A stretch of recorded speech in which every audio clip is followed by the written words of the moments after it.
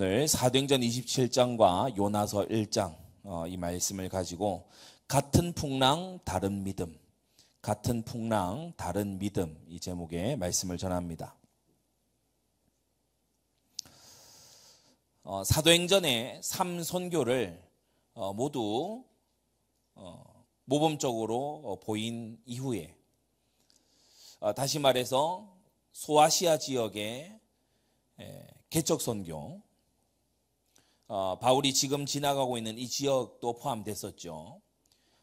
이제 그레데 구브로 그 지경으로 이제 내려가서 여러 귀신 들린 사람들을 또 만나기도 한 그런 개척선교였어요. 소아시아 지역에 그런 일들을 하고 그리고 이제 돌아와서 다시 후속 선교를 이제 다녀온 그 걸음이 바로 이고니온과 루스드라 이런 지역들이었죠. 그리고 예루살렘 공회가 사도행전 15장에서 이제 치러진 다음에 그 이후에 바로 이 결정된 사항들을 가지고서 또다시 선교의 길을 떠나게 되니 그것이 바로 마게도냐 지경으로 가는 제2차 선교입니다. 순회 선교를 이제 했죠. 그래서 우리가 아는 대로 빌립보의 루디아, 데살로니가의 야손, 그리고 고린도의 브리스길라 아굴라 같은 이런 핵심적인 사명자들을 만나게 되면서 또 각각의 지역의 빌립보 교회, 데살로니가 교회, 고린도 교회 이런 교회들이 잘 세워지게 되죠. 이 모든 일을 마친 이후에 바울이 경영하여서 에베소라고 하는 한 지역에 굉장히 집중을 하게 됩니다. 다른 지역들은 예를 들어 데살로니가 같은 지역은 불과 3주 정도 있다가 바울이 떠나갔지만 이 에베소에는 무려 2년 반 동안이나 있으면서 회당과 두란노 서원에서 집중적으로 말씀의 사역을 감당했지요. 그래서 이 에베소 지역의 집중 선교, 소아시아 지역의 개척 선교, 마게도냐 지역의 순회 선교, 그리고 이 에베소라고 하는 아주 핵심적인 이 도시의 집중 선교를 함으로써 이 교회들을 세우고 또 세울 교회들을 세운 그 사역을 모두 다 했습니다. 그 이후에 우리가 아는 대로 사도행전 20장에 이르면 바울은 예루살렘으로 올라갑니다. 거기 가면 사로잡히게 되고 핍박을 당하게 되고 죽음의 위기에 처하게 될 것을 알면서도 그곳을 향해 나아가지요. 왜 그렇습니까? 자신을 회심시켰던 아나니아를 통해 하나님께서 자신의 사명을 알려주셨어요. 이 사람은 이방인과 임금들을 위해서 택한 나의 그릇이다. 그래서 이방인에게 복음을 전하지만 또한 임금들에게, 정치 지도자들에게, 통치자들에게 복음을 전해야 될 것을 바울이 항상 유념하고 있었죠. 그래서 예루살렘에서 붙잡힌 이후에 이제 총독들에게 이제 신문을 당하는 그러한 과정들이 사도행전 21장부터 26장까지 망라되어 있습니다. 계속되는 재판 가운데서 유대인이 고용한 그러한 변사 도들로 같은 이런 사람들, 그런 사람들이 와서 계속 바울을 이제 고발을 하죠. 우리 종교의 중요한 부분들을 훼손했고 또 굉장히 로마를 향해서 적대시하는 그런 언행을 했다. 그런데 사실 바울이 그렇게 한 일이 없기 때문에 책잡을 것이 없게 되고 말았어요. 사도행전 26장, 오늘 우리가 읽은 27장 그 바로 직전에 보게 되면 아그리빠 왕이 베스도 총독에게 이렇게 말합니다. 이 사람이 만일 가이사에게 호소하지 아니하였다면 놓을 수 있을 뻔했다. 당시 로마의 이 재판 제도에 의해서 오늘날의 재판 제도의 원형 아닙니까? 상고 제도. 우리도 지방 법원에서 무언가 잘 가려지지 않고 억울한 것이 남아 있으면 고등법원이 아니면 대법원에, 또 대법원마저도 그렇다 우리는 헌법재판소, 막 이런 어떤 과정들을 가지고 있잖아요. 그것처럼 그 당시 로마에도 지방의 어떤 총독에게서 재판이 만족스럽지 못하다. 그러면 로마 시민에 한해서 가이사에게, 황제에게 호소할 수 있는 그러한 권한이 있었어요. 그것을 바울이 사용하는 겁니다. 그래서 내가 가이사에게 호소하노라. 나의 억울한 사정, 나의 이 위험한 암살의 위협 속에서 내가 로마의 황제에게 호소한다. 내가 황제의 재판을 받고자 한다. 그렇게 한 것이죠. 그러면서 이제 사도행전 27장에 이제 로마행으로 이 바울의 여정이 이제 새롭게 시작이 됩니다. 그것이 이제 사도행전 마지막 부분, 로마에 가서 그가 거하는 셋집에 이르기까지, 마지막 28장 끝에 이르기까지 27장, 28장이 다루고 있는 사도행전의 마지막 부분이지요. 여기서 바울은 저 옛날 이스라엘의 한 선교사가 겪었던 것과 동일한 경험을 합니다.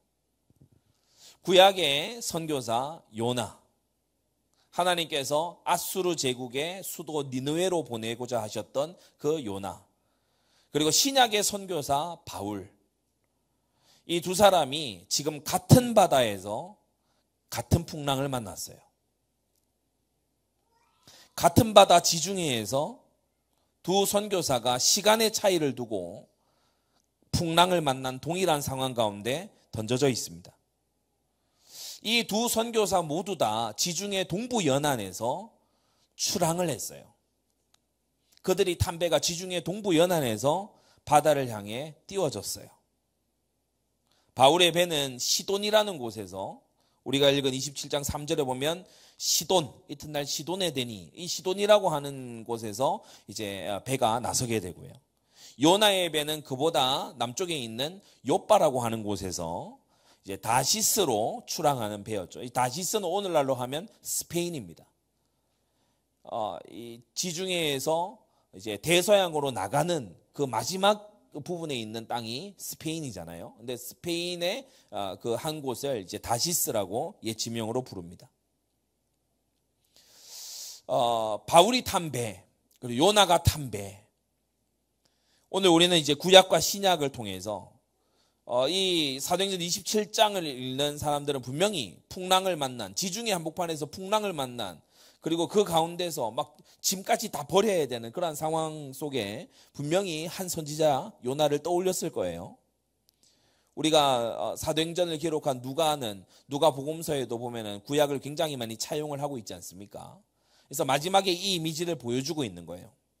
같은 풍랑인데 다른 믿음이고, 같은 풍랑인데 다른 사명 속에 있는 두 사람을 오늘 보려고 합니다. 첫째, 풍랑 속의 요나예요. 오늘 크게 첫째로 풍랑 속의 요나, 두 번째는 풍랑 속의 바울, 그리고 마지막으로 세 번째는 풍랑 속의 우리들을 우리가 살펴보려고 합니다. 첫째, 풍랑 속의 요나예요. 요나는 지금 요나서 1장에 하나님의 명령을 거역하고 다시스로 도망가는 중에 풍랑을 만났어요. 이따가도 얘기하겠습니다마는 여러분이 어떠한 문제가 왔을 때 무조건 좋은 것이다 또는 무조건 나쁜 것이다, 그런 눈이 아니라 어떠한 과정 속에서, 어떠한 순종이나 거역 속에서 내게 이것이 왔는지 돌이켜 보시기를 바랍니다.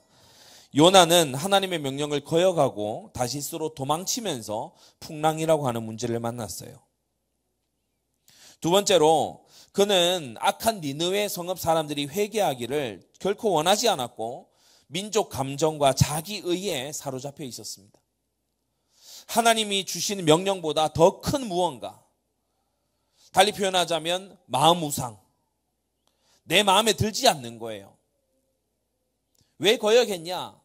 두 번째, 첫 번째, 거역하고 풍랑을 만났어요. 두 번째, 왜 거역했냐? 내 마음에 들지 않기 때문에. 나는 니느웨 사람들이 싫어. 나는 아수르 사람들이 싫은 거예요. 우리가 이 단기 선교 진행하면은 지망하는 국가로 보내드리죠. 근데 만일 1지망, 2지망, 3지망도 아니고 내가 절대 가고 싶지 않은 나라로 배정해서 보낸다. 그러면 어떤 생각이 들겠습니까? 나를 무시하나? 나를 존중하지 않나? 내 상황과 여건은 고려해 주지 않는 건가? 왜 이렇게 배려가 없지? 이스라엘 북부에 이 갈릴리 지역 출신인 선지자 요나입니다. 이 사람이 얼마나 아수르에 대해서 치를 떨고 있겠어요. 심심하면 와서 약탈합니다. 국경지대라니까요. 심심하면 약탈합니다. 포로로 끌고 갑니다. 항상 흉포한 민족이에요. 아수르의 고마운 거 조금만큼도 없고, 정말 아수르를 생각하면 치가 떨려. 그러니까 요나가 하나님께 의논도 하지 않잖아요. 하나님 왜 나를 보내려고 하면 이런 어떤 대꾸도 하지 않고 즉시로 다시스로 반대 방향으로 그냥 가버립니다. 그 정도로 요나는 하나님의 명령 중에서 정말 이것만은 내가 듣기 싫다, 이런 것이 바로 니느웨를 향한 선교의 명령이었죠. 세 번째, 이 요나는 특이한 것이 뭐냐면 이 극한의 풍랑 가운데서도 그가 기도하지 않았다는 사실입니다.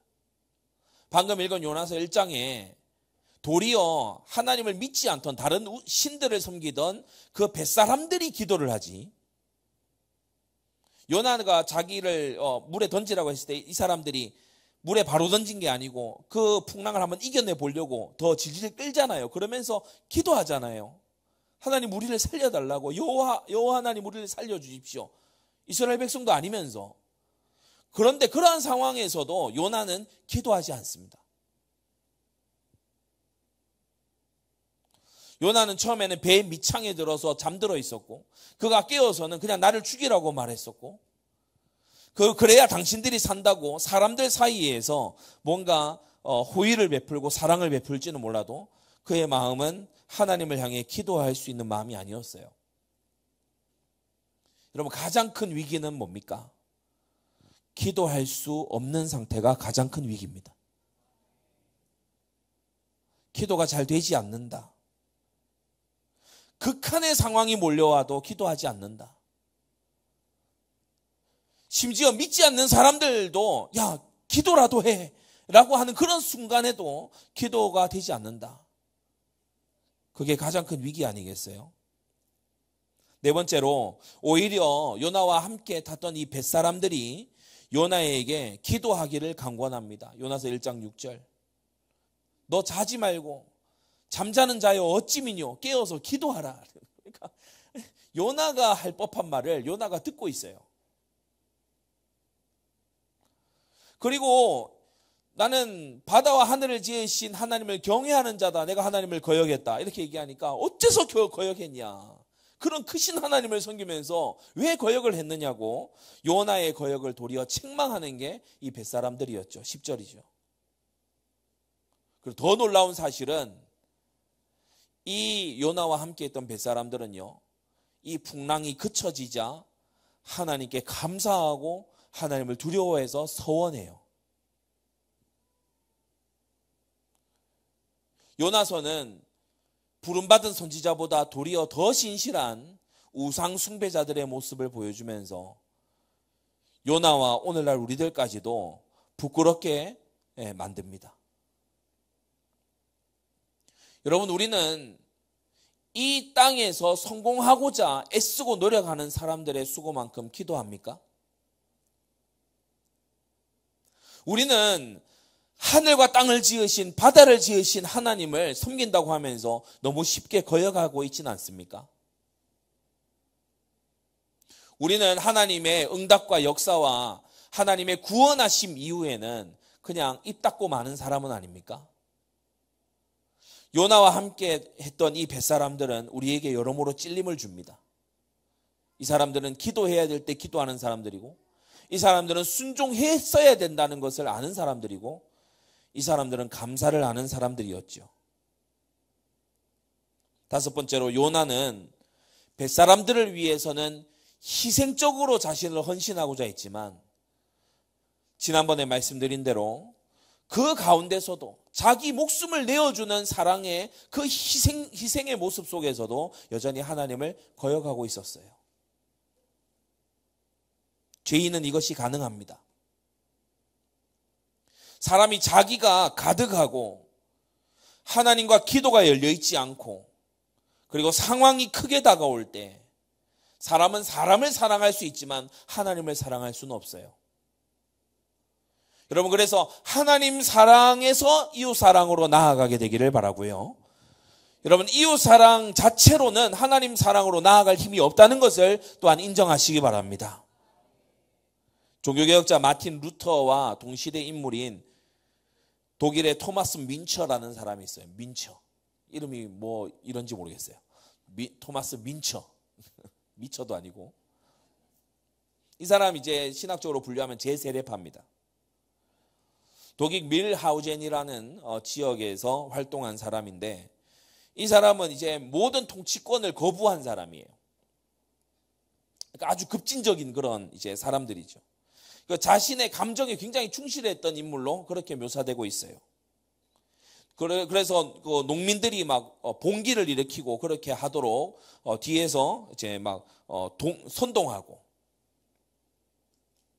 그래서 이 토마스 민처라는 사람을 나중 후일에 마르크스의 친구인 엥겔스가 이제 얘기하기를 사회주의의 혁명 전통은 이 토마스 민처로부터 시작됐다. 이렇게 얘기할 만큼 이 민처라고 하는 사람이 굉장히 감정적이고 그리고 굉장히 도발적인 이런 인물이었어요. 이 토마스 민처라고 하는 이 사람으로 인해서 많은 개신교 성도들이 오해를 받고 그리고 독일의 종교개혁이 뭔가 찬물 끼얹은 것처럼, 왜냐하면 하나님을 잘 믿는다 하면서 막 모든 가옥을 불태우고 모든 사람을 막살을 하고 막 이렇게 해버리니까, 모든 통치권을 다 부정하고 이렇게 해버리니까, 그리고 이제 반율법주의도 이 사람이 갖고 있었죠. 토마스 민처라는 이 사람이. 여러분, 때때로 우리는 하나님의 이름을 욕되게 하는 것이 사역자들로부터 일어나는 것을 봅니다. 이 배에 탔던 사람들이 요나를 보면서 무슨 생각을 할까요? 요나를 보면서 하나님을 섬긴다고 말하고 하나님을 경외하는 자라고 자기를 소개해놓고는 거역하고 기도하지 않고, 그리고 호의를 베푸는 것 같지만 결국 하나님의 진노 아래에 있는 이 요나의 모습을 보면서 사람들은 하나님을 섬긴다는 것이 과연 무엇일까? 의문시할 수밖에 없다는 거죠. 첫 번째로 풍랑 속의 요나를 통해서 우리는 잘못된 믿음, 하나님의 명령을 거역하는 것, 자기의 마음대로 가버리는 것, 극한의 풍랑 속에서도 기도하지 않는 고집, 오히려 세상 사람들이, 그를 둘러싼 세상 사람들이 그를 더 걱정하고 그보다 더욱더 하나님을 잘 섬기는 모습을 도리어 보이는 이런 뒤집어진 모습을 우리가 보게 된다는 겁니다. 자, 그러면 그 두 번째로 이제 이 구약의 풍랑을 만났던 선지자가 아니라 신약의 풍랑을 만난 이 신약의 선교사의 모습을 우리가 보겠습니다. 풍랑 속의 바울인데요. 첫째로 바울은 요나하고 달리 지금 사명을 가지고 로마로 가는 중에 풍랑을 만났어요. 참 아이러니한 사실은 요나는 자유롭게 배삭을 내고 배를 탔고 바울은 지금 죄수의 몸으로 끌려가는 거거든요. 연행이 되는 거거든요. 근데 오히려 믿음에 있어서는 요나는 갇혀있고 요나는 못 깨닫고 있는 상황이고 이 바울은 더욱더 깨어있고 열려있는 그런 상황입니다. 바울은 사명을 따라 로마로 가다가 지금 풍랑을 만났어요. 여러분, 이것은 징계가 아니라 이것은 하나님이 크신 응답과 역사를 나타내 보이시기 위한 과정인 줄 믿습니다. 바울은 하나님을 거역하다가 풍랑을 만난 게 아니에요. 사명의 길을 가다가 고난을 당하고 있는 거죠. 그래서 요나가 겪은 풍랑은 지계라면 바울이 겪은 풍랑은 고난이고 그것을 통과해서 증인이 되게 하시는 하나님의 과정이라는 것입니다. 두 번째로 요나와 달리 바울은 악한 통치자들의 회개를 간절히 원했어요. 그는 사실 로마로 가지 않아도 됩니다. 그가 로마로 압송되지 않을 방법은 여러 가지가 있어요. 예루살렘에 일단 가지 않으면 돼요. 자기를 죽이려고 하는 유대인들이 우글거리는 그 예루살렘으로 갔기 때문에 잡히게 된 거고, 잡혔기 때문에 갇히게 된 거고, 갇혔기 때문에 호소할 수밖에 없었고, 호소했기 때문에 로마로 가게 되는 거죠. 바울이 이걸 전부 다 예상을 했던 겁니다. 그는 그렇지만 벨릭스나 베스도나 아그리빠 같은 이런 사람들이 복음을 듣기를 원했고, 나아가서 로마의 가이사가 복음을 받기를 원했던 거예요. 여러분, 우리 모두는 각자는 어떠한 현장으로 부름을 받았습니다. 하나님께서 우리 인생을 통해서 우리에게 건강과 우리에게 재능과 우리에게 여러 가지 과거의 경험들을 쌓게 하시는 이유는 우리가 앞으로 감당해야 될 다음 현장에 있습니다. 여러분, 우리는 선교사라는 이름을 쓰지 않더라도 우리는 이 세상 가운데서 선교사로 부름이 받고, 하나님은 우리를 평안한 땅과 풍랑 모든 것을 거쳐서 하나님께서 보내고자 하시는 현장에 서게 하실 겁니다. 여러분, 그 날을 향해서 나아가는 여러분 되기를 바랍니다. 지나온 날을 돌아보면서 또 하나님께서 거쳐가게 하시는 과정을 보면서 바울은 자신의 부르심을 생각했던 거예요. 통치자들에게, 왕들에게, 총독들에게 복음을 전해야 한다. 나는 그 일을 위해 부름을 입었다. 그 일을 내가 해야만 한다. 이것이 바울을 이끌었던 것입니다. 민족 감정에 휩싸여 있었던 이 요나와는 너무 다른 모습이죠. 세 번째로, 바울은 구원의 여망이 모두 끊어진 상황에서도 하나님께 그냥 구해달라, 살려달라, 이게 어떻게 된 일입니까? 기도하는 정도가 아니고 전날 밤에 하나님의 사자의 음성을 들을 정도로 하나님과 교통하고 있었어요. 모든 사람들이 구원의 여망이 다 끊어진 그런 상황에서. 그래서 요나와 바울도 되게 대조적이지만, 요나와 함께 했던 뱃사람들과 바울과 지금 함께한 백부장, 선주, 또 이런 그 배에 탄 사람들, 이 사람들도 서로 대조적이에요.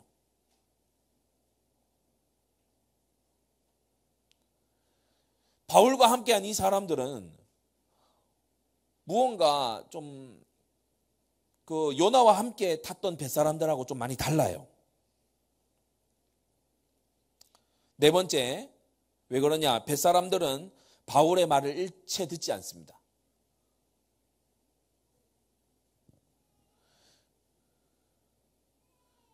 우리가 11절에도 보시면 백부장이 선장과 선주의 말을 바울의 말보다 더 믿었다. 요나 때는 어땠습니까? 막 뱃사람들이 신을 찾았어요. 각자 자기 섬기는 신에게 막 기도했어요. 근데 불과 한 몇백 년이 이제 좀 지나갔다고 이 사람들이 이제 신들을 찾는 게 아니고 전문가의 의견을 귀담아 들어요. 선장, 경험 많은 선장. 경험 많은 선장이 가도 된다고 하니까 바울이 가지 말자 그러는데, 경험 많은 선장이 바울이 배를 아냐. 그러니까 선주와 선장이 경험자, 전문가 아니냐. 그래서 백부장이 그 말을 더 듣고 배를 띄웠어요. 그러나 전문가가 항상 만나요? 그렇지 않지요. 유라굴로 광풍을 만나서, 그냥 폭풍 정도가 아니고 광풍을 만나서 완전히 쪼개지게 된 겁니다. 이 사람들은 자기가 섬기는 신들에게 기도하지 않아요. 그러니까 이 지금 현장에 어떻게 보면 변하죠. 요나 시대의 그 뱃사람들의 어떤 현장과 바울 시대의 뱃사람들의 현장이 참으로 달라져 있는 모습이에요. 더 나아가서 우리가 11절 지나서 12절에 한번 보세요. 그 항구가 과동하기에 불편하므로 거기서 떠나 아무쪼록 베닉스에 가서 과동하자 하는 자가 더 많으니. 이게 뭘 보여주는 거죠? 다수결.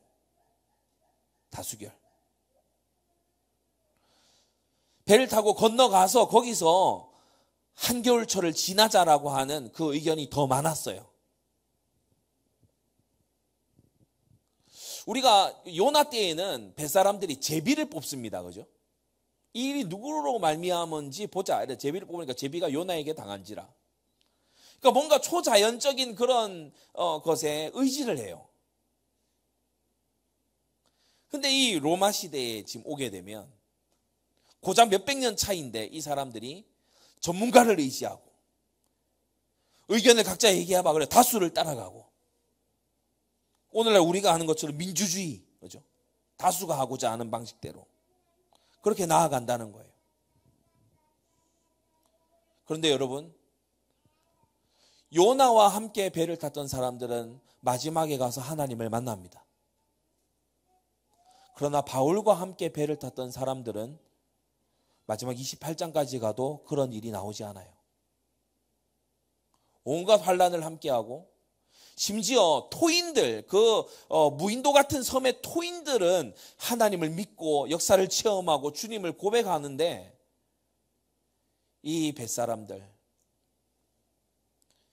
전문가와 민주적인 사고방식에 익숙해져 있는 이 사람들은 하나님을 향해 나아오지 않았다는 거예요.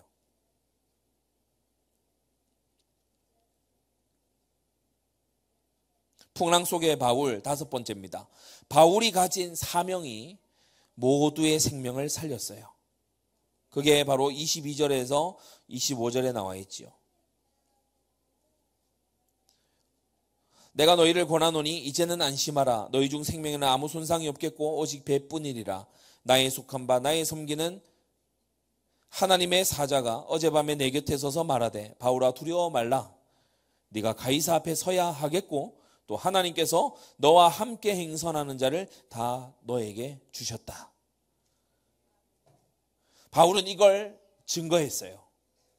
내게 사명이 있기 때문에, 하나님이 내게 시키신 일이 있기 때문에 내가 안전하게 로마에 당도하게 될 것이고 고로 당신들 누구도 죽지 않을 것이다. 그 말대로 됐지요.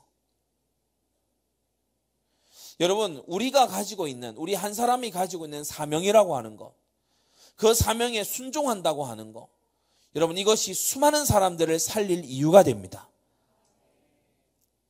풍랑 속에 있는 바울에게, 또 풍랑 속에 있는 바울을 통해서 하나님이 우리에게 보여주시는 것은 바로 사명에 충성되게 순종하고 나아갈 때에 하나님께서 그와 관계된 모든 것을 살리시고 회복하시고 보호해 주신다는 사실이죠. 스코틀랜드 종교개혁의 중요한 기수였던 존 낙스는 이런 말을 남겼어요. 단 한 사람이라 할지라도 하나님과 함께 한다면 그가 다수다. 단 한 사람이라도 그가 하나님의 편에 서 있다면 그가 다수다. 그냥 단지 숫자가 많다는 얘기겠습니까? 그게 아니죠. 그가 옳은 편이다. 그의 뜻대로 가야 한다. 그 말이잖아요. 바울은 낙스가 얘기했던 바로 그 한 사람이었습니다. 하나님의 편에 서 있는 사람, 하나님 보실 때에 그가 속한 공동체를 살려야 할 이유가 되는 사람. 오늘 이 말씀을 듣는 저와 여러분들이 나 때문에 나의 집안을 하나님이 이 배처럼 보존하시고, 나 때문에 나의 학교를 이처럼 보존하시고, 나 때문에 나의 지역을 이처럼 보존하시고, 나로 인하여서 나의 민족과 국가가 이렇게 보존되는 이유가 되시기를 바랍니다. 그래서 마지막 큰 세 번째예요. 풍랑 속의 우리입니다. 저 구약의 요나라고 하는 선교사처럼, 또 신약의 바울이라고 하는 선교사처럼 선교의 걸음을 걸어가고자 하는 우리들 앞에도 풍랑이 옵니다. 미국에서 가장 영향력 있는 남침례 신학교 총장인 알버트 몰러 박사님은 한 책을 냈어요. 세속화의 폭풍우가 몰려온다. 우리나라에도 번역이 되어 있습니다. 세속화의 폭풍우가 몰려온다. 휘몰아치는 문화전쟁 속에 우리 그리스도인들이 들어가게 되고 우리의 후대들이 들어가게 된다. 그것을 책으로 냈지요. 모든 권위를 부인하는, 자아를 숭배하는, 자기 자신의 자아를 우상시하는 그것이 기독교 문명 전체 위로, 교회의 위로, 생명 위로, 그리고 결혼의 제도 위로, 가정과 성과 미래 세대와 종교의 자유 위로 폭풍처럼 휘몰아친다는 거예요. 우리가 만나는 풍랑은 요나와 바울처럼 실제 바다의 그런 풍랑이 아닐지도 모릅니다. 그러나 우리 주변에 이러한 풍랑이 항상 있고 항상 우리에게 위협이라는 것을 여러분이 명심하시기 바랍니다. 풍랑 속에, 그 풍랑 가운데 던져졌을 때 우리는 앞서 요나와 바울을 살펴봤던 것처럼 5가지를 자문하고 또 우리 자신들이 확정해야 될 것입니다. 첫째, 도망칠 것인가 돌파할 것인가. 요나는 도망치고자 했어요. 요나가 가진 놀라운 불신앙, 지난번에도 열방기도집 때 말씀드렸죠. 요나가 가진 놀라운 불신앙, 그는 어디로 자신이 갔어야 됐는지를 알고 있는 사람이에요. 그러니까 내비게이션 목적지가 찍혀 있는데 딴 데로 갔어. 자기의 목적지를 알고 있는 사람이에요. 그래서 그 자신이 뱃머리를 돌려서 니느웨로 갑시다 했으면 그곳에 있는 모든 사람들, 함께 타고 있던 모든 사람들은 니느웨가 회개하는 것을 보는 증인들이 됐겠죠. 그런데 그는 그 풍랑 한복판에서도 또 도망칩니다. 니느웨로 가라고 하는 하나님의 말씀에만 도망친 게 아니고 하나님의 풍랑을 주시는 그 징계로부터도 또 도망쳐요. 여러분, 폭풍은 피하고 도망치라고 하나님께서 주시는 것이 아니라 그 안에서 믿음을 가지고 돌파하라고 주시는 것입니다. 여러분, 숨어서 해결될 것 같으면, 그냥 회피해서 다 해결될 것 같으면 하나님께서 우리에게 기도하라고 하실 이유가 없잖아요. 물러서기만 한다면 주님은 우리에게 왜 전신갑주를 입으라고 하시겠습니까? 우리가 이겨내야 될, 이기는 자가 돼야 될 그 싸움이 있다는 것입니다. 여러분, 풍랑 속에 우리 첫 번째 질문입니다. 도망칠 것이냐 아니면 기도로서, 순종으로서, 하나님 앞에 사명을 붙들므로써 내가 이것을 돌파해 나갈 것이냐. 그럼 믿음은 역사를 가져옵니다. 여러분, 어떠한 경우에도 하나님이 주신 사명이 크든 작든지 간에 여러분에게 주신 사명을 하찮게 여기거나 뒤로 돌려버리는 잘못을 범하지 마십시오. 여러분, 저 옛날 뱃사람들도 로마 시대나 요나의 시대 때나 뱃사람들 모두가 압니다. 짐은 내다 버리더라도 생명은 잡아야 된다는 것을 알고 있습니다.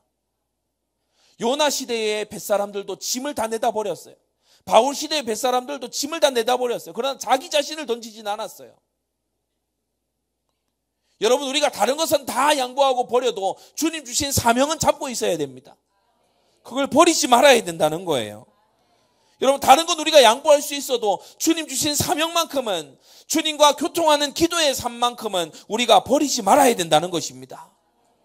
여러분, 풍랑 속에서 우리는 선택해야 됩니다. 도망칠 것이냐 아니면 돌파할 것이냐. 요나가 도망치고 도망쳤는데 그가 도망쳐졌습니까? 하나님의 뜻은 꺾이지 않습니다. 바울은 도망치지 않죠. 바울은 도리어 안심을 시키고 이 사람들에게 하나님의 약속을 믿게 하고 그 풍랑 가운데 놓인 배를 향해서 믿음을 선포하는 것을 볼 수 있습니다. 여러분, 풍랑 속에 우리 두 번째 우리가 생각해야 될 것은 뭐냐면, 여러분, 이 갖가지의 풍랑이라고 하는 것은 결국 세상의 정치와 연관이 되어 있습니다. 요나도 마찬가지죠. 요나도 저 아수르라고 하는 거대한 어떤 정치적인 제국의 세력이 있어요. 이게 요나에게 끼친 엄청난 상처들과 악감들과 이런 것들이 있어요. 그게 요나에게 걸림돌이고 발목을 잡는 거예요. 이 바울은 또 어떻습니까? 로마라고 하니 권력, 지금 바울을 연행하고 있는 백부장, 이 사람이 로마의 장교입니다. 우리가 살아가는 시대에도 이 풍랑이라고 하는 것은 정치와 맞물려서 일어날 수 있어요. 정치와 맞물려서. 여러분, 세상 정치가 좌나 우나 가릴 것 없이 언제나 교회를 향해서 호의적일 때가 별로 없습니다. 교회를 향해서 말이에요. 여러분, 그렇지만 우리는 이 악한 정치를 향해서 악감으로 맞설 것이 아니라, 여러분, 악한 정치가 회개하기를 구하고 원하는 자가 되어야 됩니다. 악한 정치를 외면하고 도망쳐버리는 것이 아니라 그 악한 정치가 돌이키기를, 네가 가이사 앞에 서야 하리라 이 말이요, 그냥 너 가서 황제 한번 만나라 이 말이 아니잖아요. 로마 정치의 가장 심장부에 네가 가서 거기서 복음을 전해야 한다. 그것이 주님의 명령 아닙니까?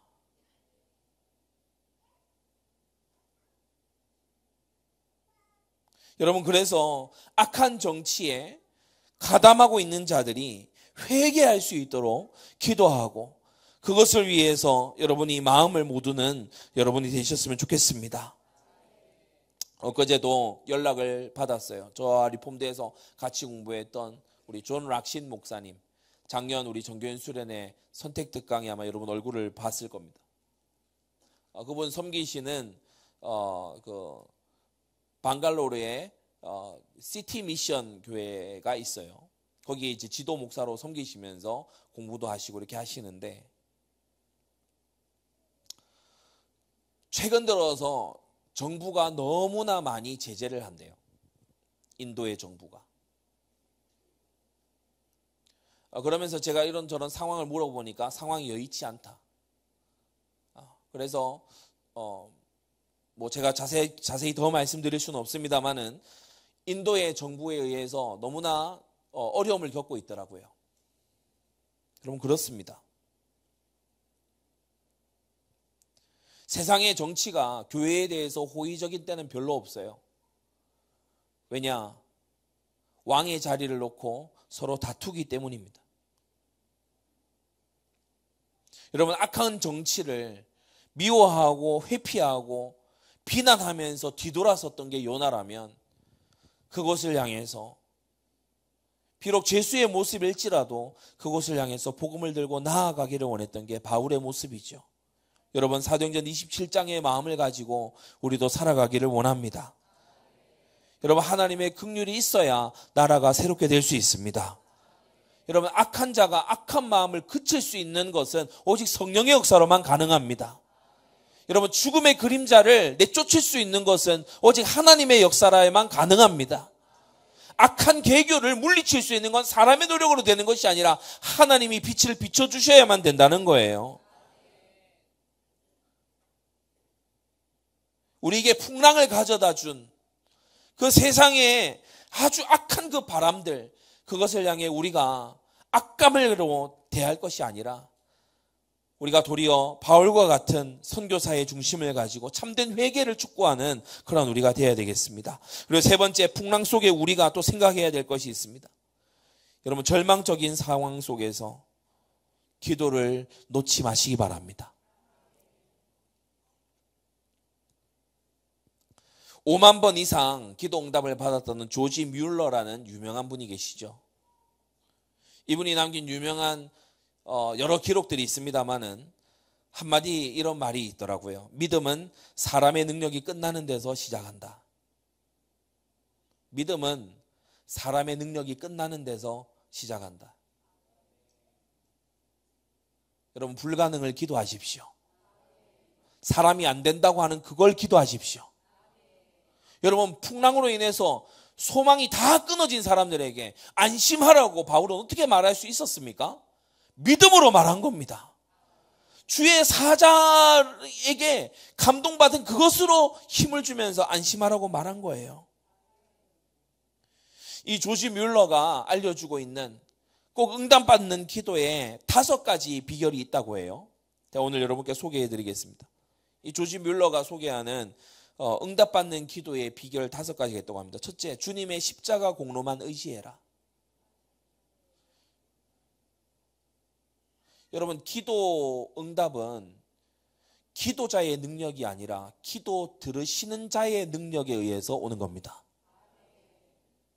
우리가 얼마나 끈질기냐가 아니라 하나님이 얼마나 전능하시냐의 기도의 결과는 달려 있어요.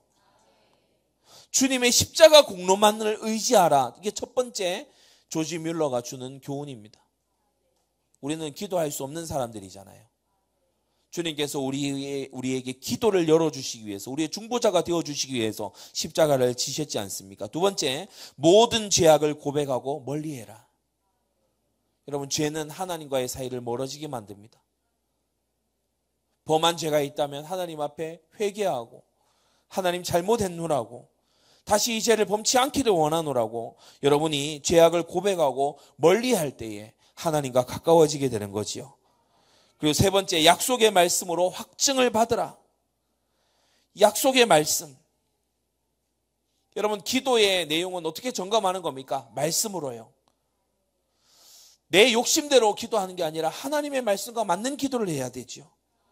그래서 교회에서 하나님의 말씀을 잘 배운 사람들이 올바른 기도에 나아가고 올바른 기도가 올바른 응답으로 나아가게 되는 것입니다.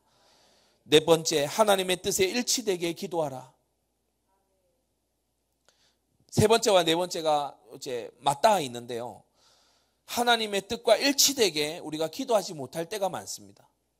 시작은 하나님의 말씀으로 했지만 점점 가면서 나의 욕심, 내가 원하는 거, 그리고 나의 짧은 식견, 나의 어떤 조급한 판단, 이런 것들이 기도에 뒤섞이는 경우가 있죠. 여러분, 항상 하나님의 뜻에 일치되게 기도하기를 애쓰시기 바랍니다. 그러면서 다섯 번째, 끈기 있게 간구하면서 기다리라고 우리에게 조언하고 있어요. 주님의 십자가 공로만 의지해라. 모든 죄악을 고백하고 멀리해라. 약속의 말씀을 확증하고 받으라. 하나님의 뜻에 일치되게 기도해라. 끈기 있게 간구하면서 기다려라. 여러분, 절망적인 상황에서도 기도를 놓지 않을 것이냐? 요나는 다 놓아버렸어요. 요나는 기도하기에는 화도 나고 짜증도 나고 그냥 모든 상황이 싫고 그냥 잠으로 도망치고 싶은 그런 상태였죠. 그러나 바울은 그렇지 않았어요. 바울은 기도하고 하나님의 사자가 그에게 서서 말하고 얘기하시는 그 감동을 입을 때까지 기도했던 바울이었습니다. 여러분, 상황 때문에 절망한다고 한다면, 상황이 나를 기도 못하게 만든다면 내 믿음이 얼마나 약한 것인가 돌아봐야 되는 거 아닙니까? 그리고 그렇게 약한 믿음이라면 하나님 앞에 믿음을 달라고 기도해야 될 거 아닙니까?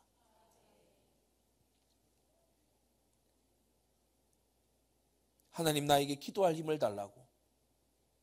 하나님, 내가 감정의 흥분에 기대어서 기도하는 자가 아니라, 주님, 내가 내 기분에 기대어서 기도하는 자가 아니라 약속의 말씀에 의지하여 기도하는 자가 되게 해달라고. 우리가 이러한 기도를 많이 해야 될 줄로 압니다. 그리고 네 번째, 우리는 풍랑 속에서 생각해야 될 것이, 나와 한 배를 타고 있는, 나와 운명 공동체인 사람들을 향해 거룩한 책임감을 가져야 된다는 거예요.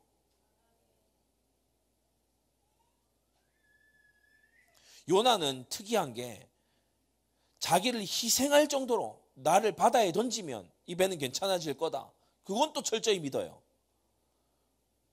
뭔가 믿음의 색깔이 파괴적인 믿음이죠.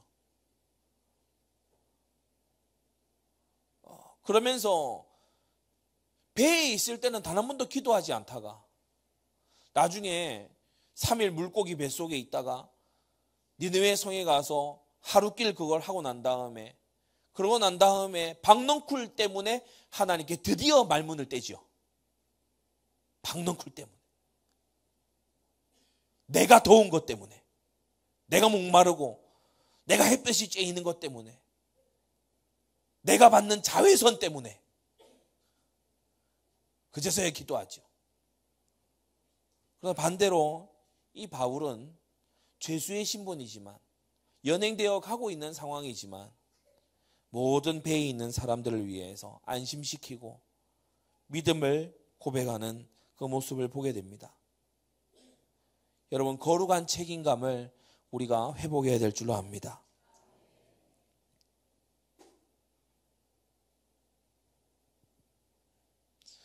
마지막 다섯 번째로, 우리가 24절을 보게 되면 바울 개인을 두고서는 네가 가이사 앞에 서야 한다, 그렇게 말씀하시고, 또 하나님께서 너와 함께 행선하는 자를 다 너에게 주셨다, 이렇게 말씀하고 있는데, 여러분, 우리에게 너와 함께 행선하는 자를 다 너에게 주셨다라고 하는 이 영적인 리더십이 있는가를 우리가 돌아봐야 됩니다. 하나님이 찾으시는 그 한 사람, 오늘 이 자리에서 우리가 기도하면서 정말 회복해야 될 것은 하나님, 나의 현장에, 나의 가문에 영적인 리더십을 주시옵소서. 너와 함께한 사람을 내가 너에게 맡겼다, 내가 너에게 주었다라고 주님 선언해 주십시오. 그러한 주님의 통치가 필요합니다. 여러분, 이걸 두고 기도하시기를 바랍니다. 먼저 나고 나중 나고 상관없이 그런 학렬에 치우치는 것이 아니라 하나님이 주시는 거룩한 영적 리더십이 마치 야곱 가문의 요셉처럼, 그리고 모세의 3남매 중에서 이 모세처럼,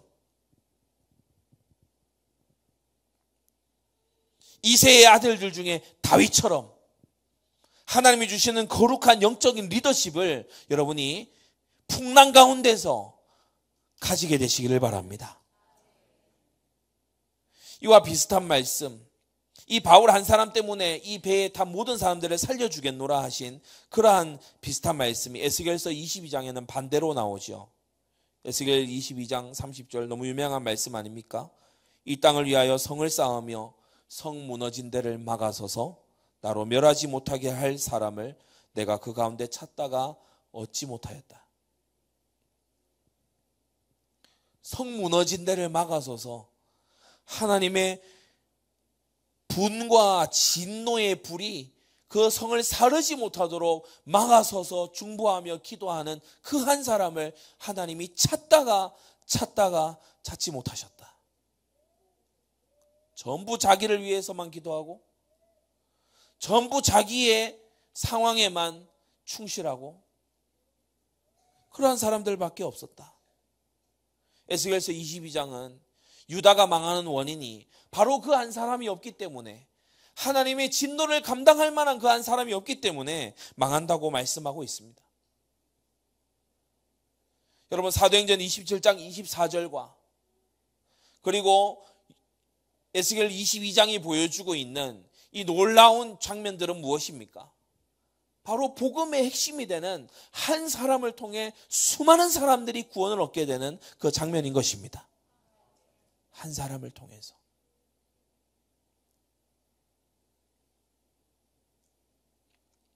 우리에게 와야 될 하나님의 진노와 심판의 그 불이 예수 그리스도 십자가 앞에 멈춰 세워졌죠. 그가 들어 쓰신 사도 바울 역시 동일한 모습으로 쓰임받았어요. 이 광풍, 미친 이 풍랑의 모든 위협이 바울의 사명 때문에 거기 멈춰 서게 된 것입니다. 여러분, 바라기는 오늘 이 밤에 기도하고 있는 여러분 한 사람 한 사람을 인하여서 여러분이 속한 공동체, 여러분이 거하는 그곳 어디라도 하나님의 진노가 멈춰지고 하나님의 긍휼이 시작되는 그러한 시작이 되기를 바랍니다. 결론을 맺겠습니다. 같은 풍랑, 다른 믿음입니다. 풍랑은 누구나 만납니다. 요나도 만났었고 바울도 만났었고 오늘날 저와 여러분들도 만납니다. 인생의 풍랑은 어떤 모양으로든지 어떠한 강도로든지 언제나 인생에 오게 마련입니다. 그러나 여러분 기억하십시오. 풍랑이 결정하는 게 아니고 믿음이 결정합니다.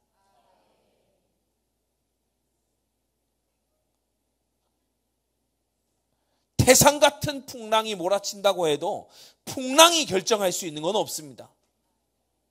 그 풍랑의 주인 되시는 주님과 내가 어떠한 관계 속에 있느냐.